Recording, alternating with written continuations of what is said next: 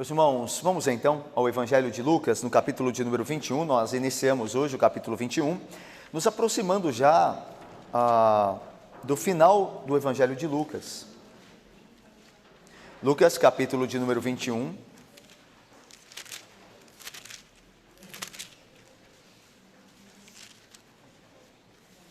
Do versículo de número 1 ao versículo de número 4. Lucas, capítulo de número 21, de 1 a 4.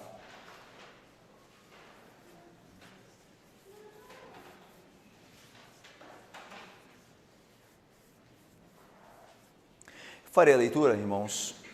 Os irmãos acompanhem, por favor. Diz o texto, Jesus ainda está na sua última semana, né, onde ele está em Jerusalém, e no final de semana ele haveria de se entregar pelo seu povo. E o texto então nos continua, Lucas narrando o que acontecera naquela semana.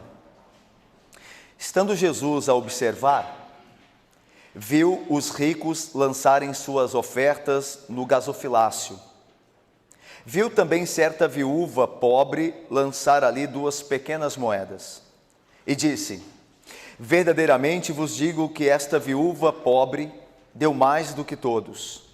Porque todos estes deram como oferta daquilo que lhes sobrava.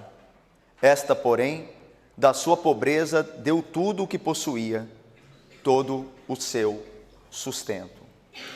Meus irmãos, uma vez que nós já oramos a Deus que nos fale por sua palavra, nós passamos então à exposição da mesma. Irmãos, os últimos acontecimentos que nós temos visto no Evangelho de Lucas, entre eles as perguntas feitas pelos grupos dos fariseus, herodianos e saduceus, todas essas coisas que nós vimos no capítulo 20 aconteceram enquanto Jesus estava no templo. Este capítulo 21, ele se inicia no mesmo lugar. Jesus continua frequentando o templo, como era de seu costume. E no capítulo de número 21, ele está dentro do templo. Provavelmente no átrio das mulheres. Vocês se lembram que o templo era dividido na reconstrução de Herodes em átrios, né? Havia os átrios das mulheres, posteriormente, chegando-se mais próximos do santo lugar, né, do templo, havia o pátio das mulheres, o pátio dos homens, o lugar dos sacerdotes e o templo, o santo lugar. Provavelmente Jesus estava no pátio das mulheres, porque ali ficavam as caixas onde se depositava os dízimos e as ofertas, ou melhor, as ofertas ao templo para a sua manutenção. Meus irmãos, Jesus está no templo como nós estamos defendendo aqui, porque o capítulo 21 nos dá clara ideia de que Jesus estava no templo. Veja só o que fala o versículo de número 5 aí do capítulo 21, olhe comigo aí.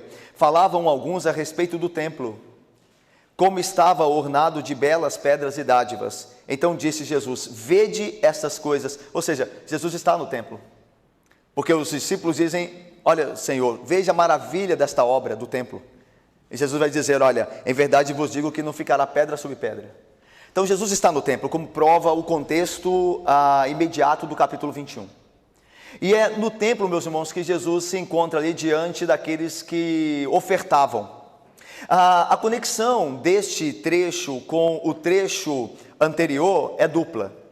O tempo anterior é quando Jesus responde aos escribas, ou promove uma crítica aos escribas. Esse mesmo acontecimento em Mateus, capítulo 23, mostra que o discurso de Jesus contra os escribas é muito maior. Lucas resume o discurso contra os escribas do versículo 45 ao versículo 57. Em 3 versículos, Lucas resume todo o discurso de Jesus, mas o discurso é muito maior, porque Mateus, capítulo 23, mostra que Jesus fala mais coisas. Só que a intenção de Lucas é resumir esse ponto. Mas a ideia é que o contexto desse texto que nós temos, da viúva, do dízimo, tem 2 associações, uma associação dupla com o contexto anterior, com a crítica aos escribas. Primeiro contexto, primeira associação aí desse contexto, é que Jesus, tendo acabado de falar contra os escribas, provavelmente se assentou em um dos bancos ali dos átrios das mulheres, e dali ele observava como o povo ofertava. Então Jesus acaba de proferir palavras contra os escribas, no templo ele faz isso, ali nos átrios, E aí ele se senta, provavelmente, e ele fica observando as pessoas dentro do templo. A segunda associação ao contexto anterior, imediato, é que o texto faz a ligação com os escribas que roubam as casas das viúvas. E no texto de hoje nós vemos uma viúva que entrega tudo o que tem a Deus. Enquanto os escribas estão roubando de todos, a viúva está entregando tudo o que tem a Deus. Então Lucas faz esse contraste. Veja aí, olha o versículo de número, do capítulo 20, versículo de número 47. Jesus falando dos escribas, os quais devoram as casas das viúvas, e para o justificar fazem longas orações. Estes sofrerão juízo muito mais severo. Perceba? Os escribas assaltam, roubam, devoram a casa das viúvas. Nós vimos isso no domingo passado. E agora o texto diz, o próximo, que havia uma viúva que dedicava e se consagrava a Deus. Então Lucas está fazendo um contraste entre a hipocrisia dos escribas e a piedade daquela viúva. É interessante, né? A Bíblia é machista, né? Porque Lucas condena os homens escribas, hipócritas, e ressalta, como o próprio Senhor Jesus há de fazer no texto, a mulher que era viúva. É interessante que Lucas quer dizer o seguinte também, que as viúvas devem ser ajudadas, os escribas não deveriam devorar a casa delas, elas devem ser ajudadas, e ao mesmo tempo as viúvas servem de exemplo ao povo de Deus. Elas devem ser auxiliadas, as verdadeiramente viúvas, e ao mesmo tempo elas devem ser observadas, quando piedosas, como exemplo para nós.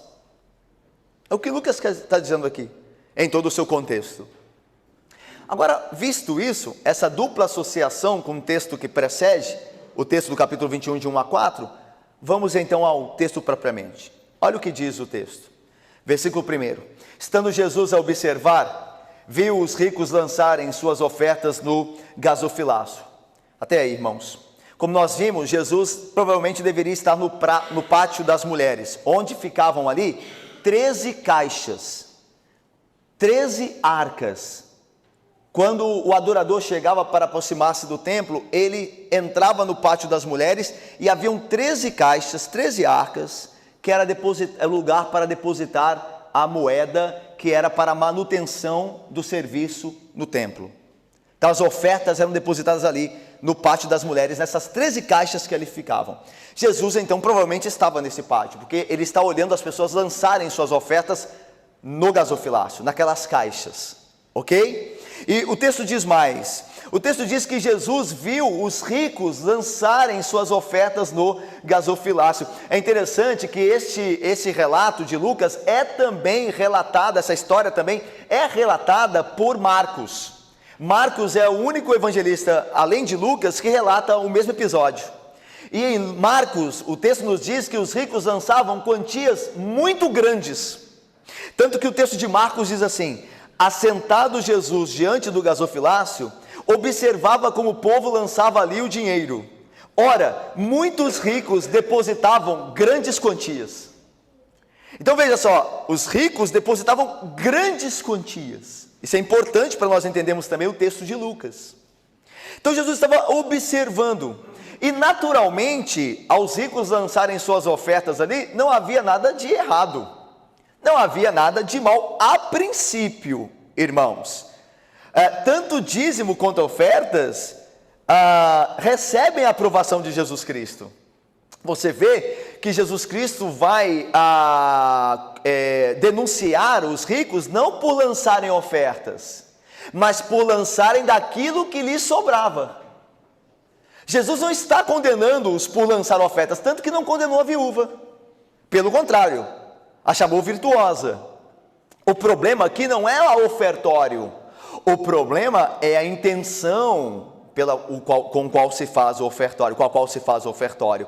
Quanto ao dízimo, Jesus também incentivou e ratificou a prática do mesmo. Basta nós lembrarmos do capítulo 23 de Mateus, quando ele está denunciando os escribas, onde Jesus diz: ai de vós, escribas e fariseus hipócritas, porque dais o dízimo da hortelã, do endro e do cominho, e tendes negligenciado os preceitos mais importantes da lei, a justiça, a misericórdia e a fé. Ou seja, a crítica de Cristo é que os escribas davam do dízimo, eram zelosos com o dízimo, e aqui a ideia de que eles davam mais do que pedia a lei, porque a lei não pedia todos esses produtos da terra, e eles davam a mais. Então eles iam além do que a lei dizia, mas negligenciavam os preceitos mais importantes da lei, que era a justiça, a misericórdia e a fé. Agora veja o que Jesus continua dizendo, quando ele está expondo a hipocrisia dos escribas. Ele diz assim: vocês deviam, porém, fazer estas coisas,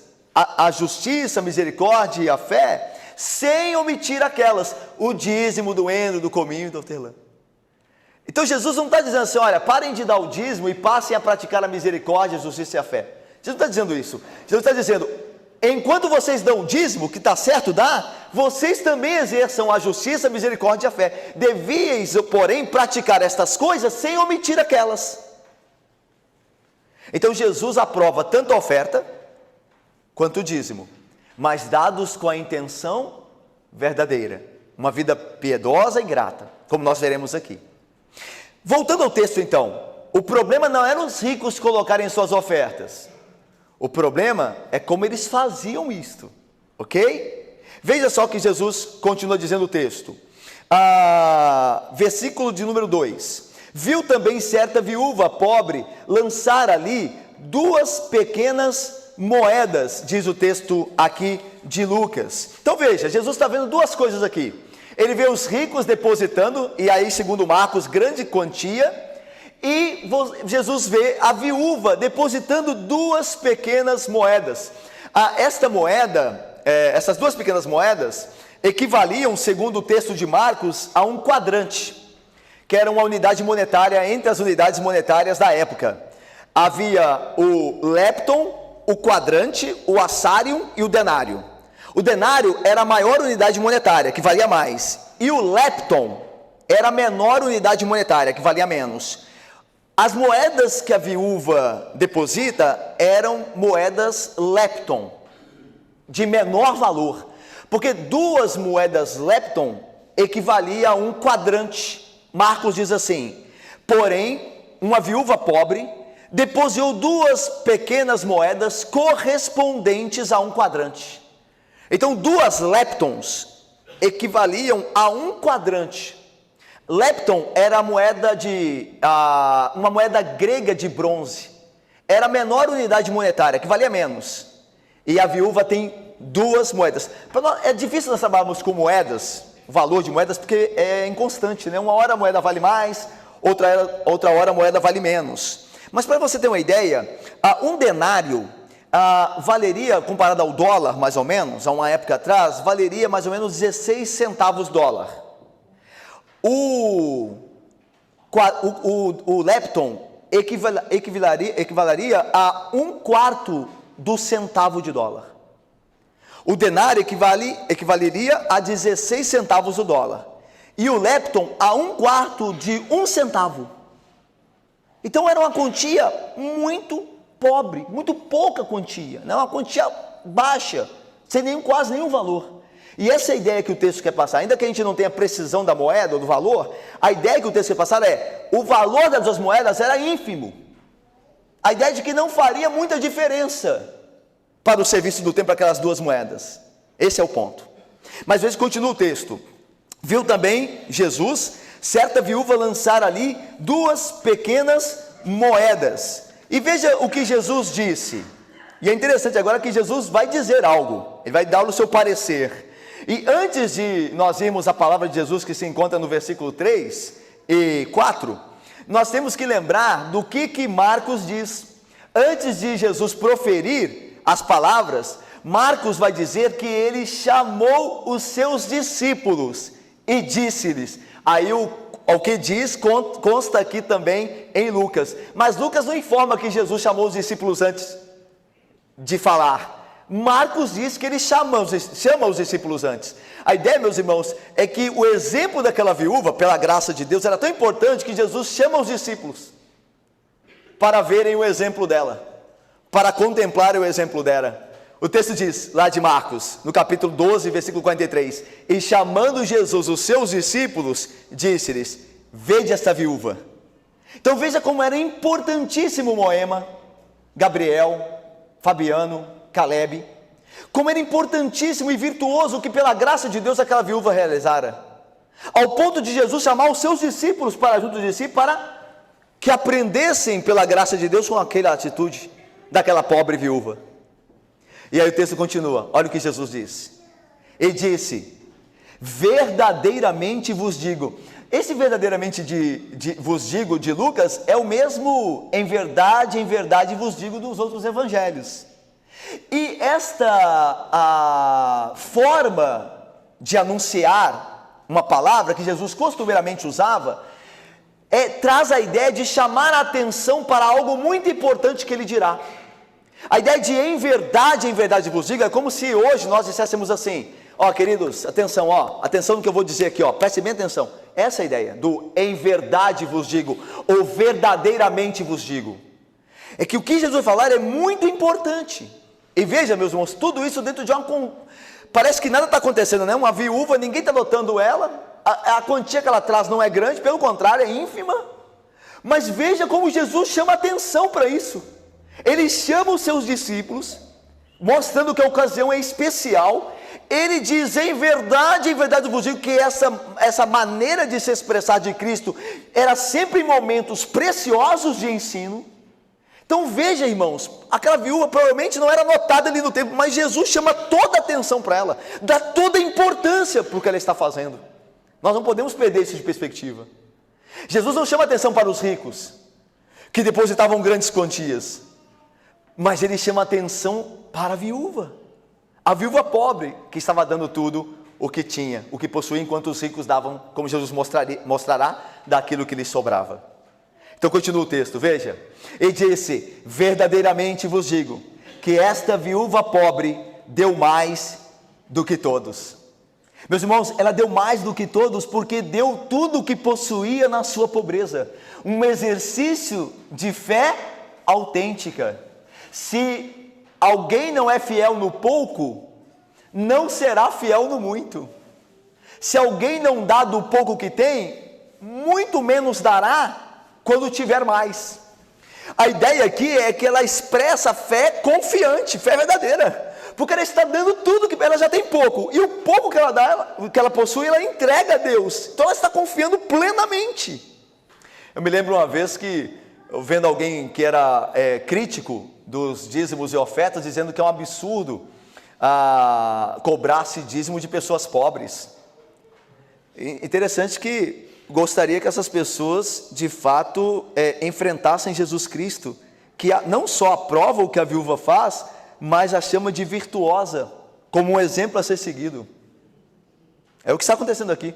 Jesus não diz para a viúva assim, olha querida, por favor, recolhe, gente, pega essas 2 moedas aqui, pode levar para casa. Que isso? É a única coisa que eu tenho, não precisa fazer isso não, deixa que os ricos dão as coisas, você pode ir embora.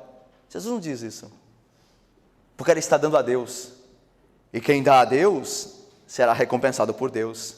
Dízimo e oferta é um investimento, você não está jogando dinheiro fora, você está investindo na bênção de Deus espiritual e material também, porque Ele prometeu sustentar aqueles que confiam nele, e essa viúva está fazendo isso com fé autêntica, diferente dos ricos, que davam a Deus do que lhes sobrava, como Jesus deixará claro.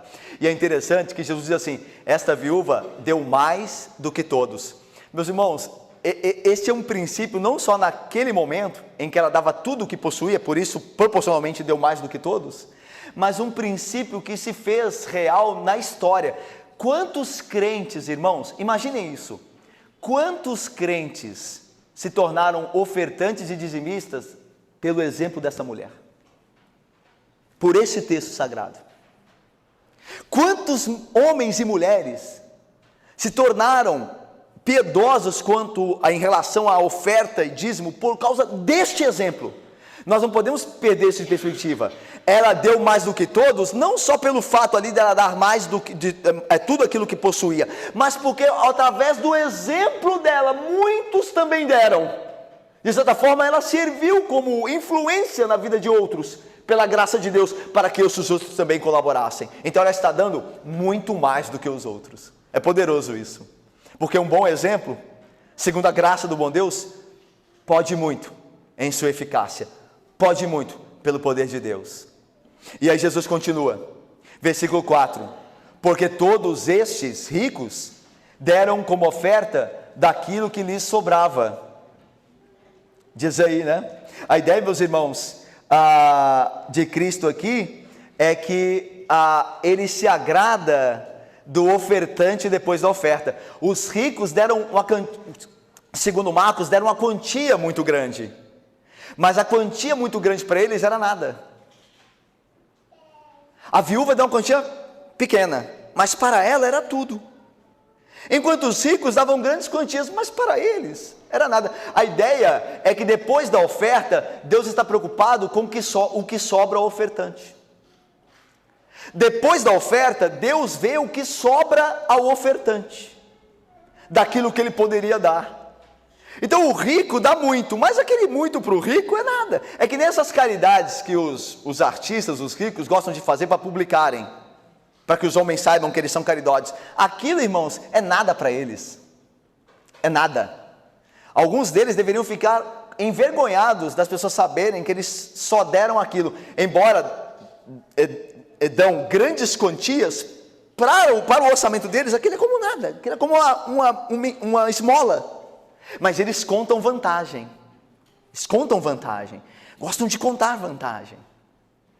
Isso é muito interessante aqui, porque isso é que é denunciado. A ideia não é a quantidade, mas a ideia é como você dá de coração, como você entrega a sua gratidão e fé naquilo que você faz. Ok? E aí veja, porque, versículo 4, por que aquela viúva deu muito mais do que todos? Porque todos esses ricos, esses são os ricos, né, que Jesus observava, deram como oferta daquilo que lhes sobrava. Esta, porém, da sua pobreza, deu tudo o que possuía, todo o seu sustento. Meus irmãos, essa mulher não poderia ficar com uma das moedas pelo menos, né? Das leptons. Deixava uma e provavelmente muitos fariam isso, né? Olha, eu vou mostrar minha piedade aqui, vou dar uma, mas vou ficar com essa aqui porque afinal não tenho nada. Ela deu tudo o que possuía. Ela confiou sem restrições ao cuidado de Deus. E é isso que Lucas ensina. Lembra como Lucas se importa com isso? Lembra, irmãos, da história de Zaqueu? Lembra? Olha, e era um rico, lembra? Mas um rico que foi mudado, um rico que foi convertido. Olha, se eu defraudei alguém, eu vou recompensar 4 vezes mais. E vou distribuir as minhas posses com os pobres. Está vendo a ideia? Lucas se importa. Ele está mostrando que, como nós lidamos com o nosso dinheiro, nós reconhecemos ou não a nossa piedade. Não é só a viúva pobre, mas aquele cobrador de impostos ricos, que era Zaqueu. Mas ambos são despegados de dinheiro. O dinheiro não é o senhor deles depois deles convertidos. Eles são senhores do dinheiro para investir e agradecer a Deus com o seu dinheiro, com a sua oferta. Isso aqui tem que ficar muito na nossa mente. Como Lucas trabalha esse assunto. Meus irmãos, visto o texto, o que nós podemos aprender com ele? O que ele serve para nós? Nós vimos o exemplo pelo poder de Deus daquela viúva pobre, que deu de tudo que possuía, e aqueles ricos que deram grandes quantias, mas daquilo que lhes sobrava. O que nós podemos aprender? Primeiro, meus irmãos, veja só, alguns acham que dizimar e ofertar não faz parte da adoração, né? Que Jesus não se importa com isso, que Deus não está olhando para isso, mas Deus olha para isso. Deus olha para o momento do dízimo e da oferta. A prova disso é que Jesus estava observando no gasofilácio. Ele estava lá. Se ele não se importasse, ele não estaria observando e nem fazendo considerações, promovendo o seu juízo justo e reto. Ele se importa como as pessoas fazem ou deixam de fazer isso. Ele está olhando essas coisas. Para aqueles que acham que, não, dízimo e oferta é coisa que é inventada da igreja, Jesus não quer isso, Jesus quer apenas o coração consagrado. Então o texto está aqui para quê? O texto diz que Jesus observava e fez considerações, julgou os ricos que davam do que sobravam e de fato honrou aquela viúva que deu tudo o que tinha. E tudo isso em relação ao contexto de dízimos e ofertas. Lembra de Abel e Caim? É interessante, meus irmãos, que no primeiro culto do mundo, no primeiro culto da terra, não teve pregação, não teve nada, mas teve oferta. O primeiro culto da terra teve oferta, que foi o culto prestado por Abel e Caim. E a Bíblia diz lá que Deus se agradou de Abel e de sua oferta. Primeiro o ofertante, depois a oferta. Deus não se impressiona com oferta, com valor, quantia, porque dele é o ouro e a prata. Não precisa se impressionar com isso. Mas Deus olha o ofertante. Deus se agradou de Abel e da sua oferta, ao passo que de Caim e da sua oferta, Deus não se agradou. Então Deus se importa com a oferta, porque Ele se agrada e deixa de se agradar quando os homens ofertam. Velho Testamento, Novo Testamento. E por que Jesus olha para o ofertante? Por que Jesus olha quando nós vamos até o gasofilácio depositar nossos dízimos ou ofertas? Porque o Senhor quer saber a que Senhor nós servimos. Ele disse assim, o Senhor Jesus: ninguém pode servir a dois senhores, porque há de aborrecer-se de um e amar ao outro, ou se devotará a um e desprezará o outro. Não podeis servir a Deus e às riquezas. É isso que o Cristo está observando. E Cristo está presente aqui no meio de nós. Espiritualmente Ele se faz presente e Ele observa essas coisas. Onde está o nosso coração, aí também estará o nosso tesouro. Segundo, irmãos, se Jesus observa e julga o que acontece no templo, aquilo que se refere também ao dízimo e oferta, Jesus, Ele conhece o nosso coração. Ele sabe como nos apresentamos diante dEle. Às vezes nós viemos com grandes ofertas diante de Deus, mas aquilo é pouco, aquilo é o que sobra.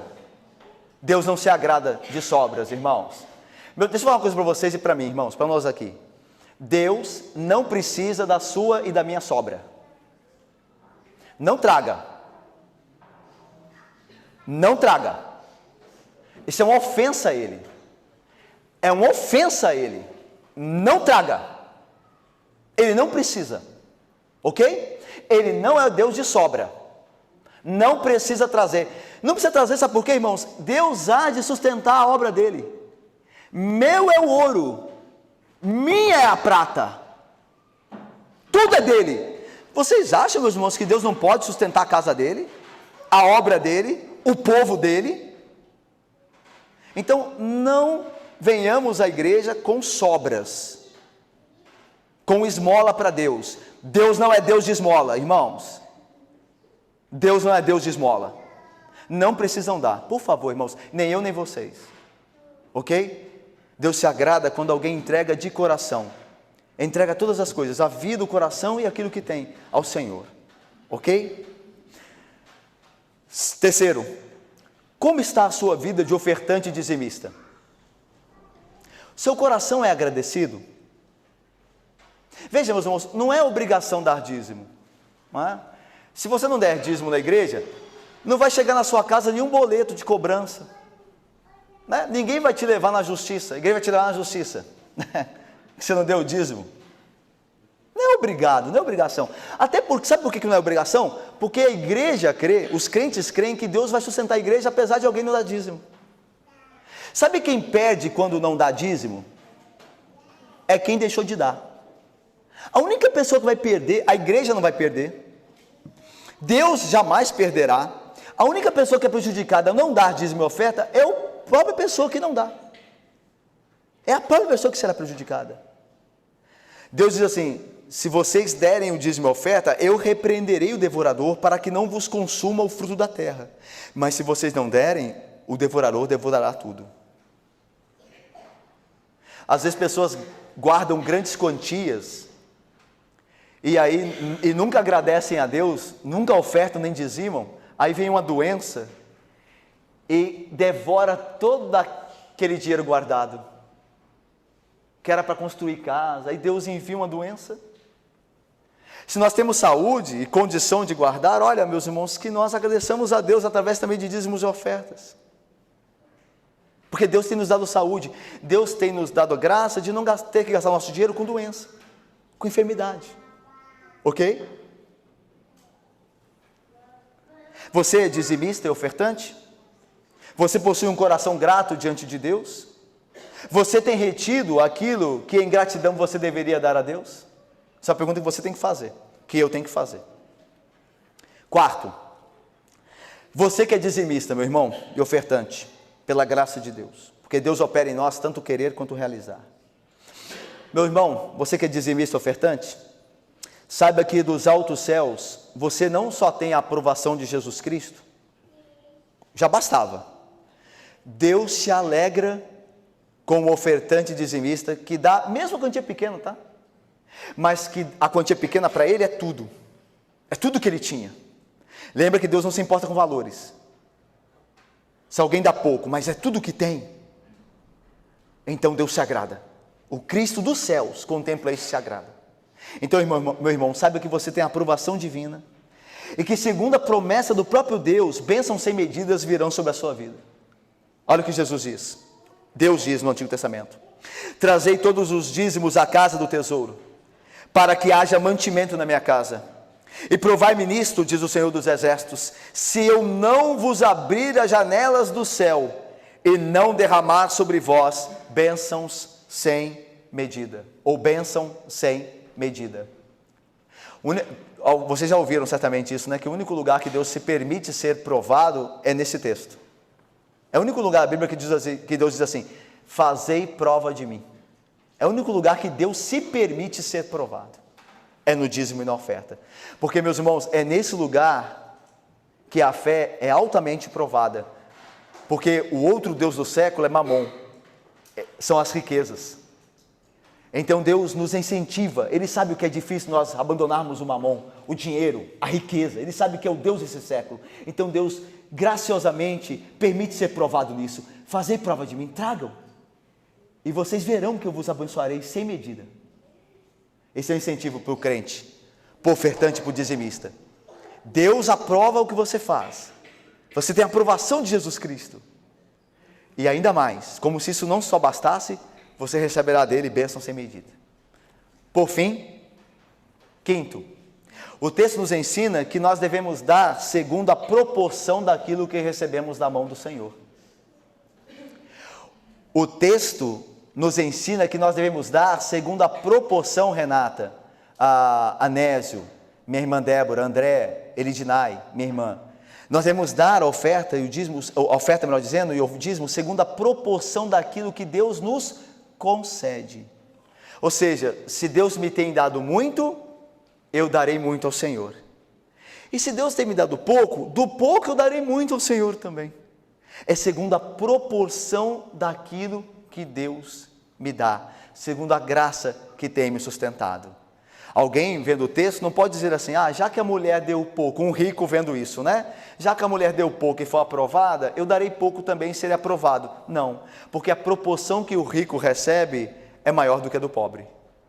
Então, se o rico recebe muito, que dê muito.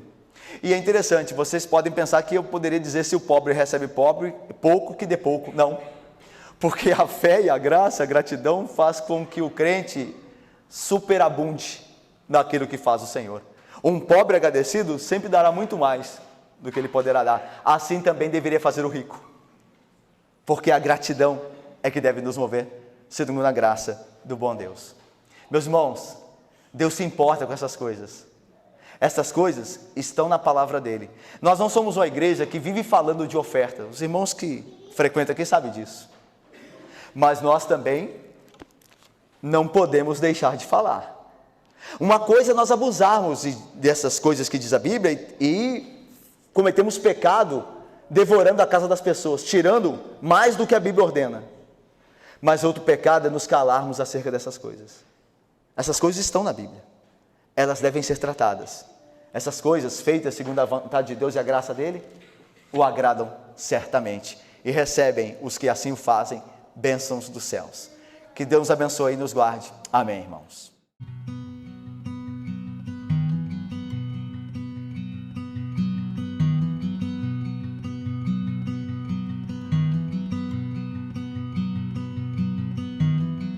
A mighty fortress is our God.